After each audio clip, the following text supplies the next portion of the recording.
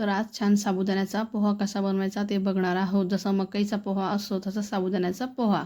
चला तर मी ते 1 कप साबुदाणे घेतलेले आहे. त्यांना छान भाजून घ्यायचे आहे. भाजून झाल्यावर त्यांना मिक्सरमध्ये बारीक करायचे आणि त्या बारीक केलेल्या पावडरमध्ये 8 कप पाणी टाकायचं आहे. 8 कप पाणी टाकून त्याला असं छान आपल्याला मिक्स करून घ्यायचं आहे. त्यानंतर कुकरमध्ये टाकायचं. त्याच्यानंतर त्या राहिलेले 4 कप पाणी टाकून घ्यायचं आहे. पूर्ण व्यवस्थित असं मिक्स करून घ्यायचं आहे. टोटल 12 कप पाणी लागलेलं आहे. जर 1 कप साबुदाणा घेतला तर 12 कप पाणी लागतं.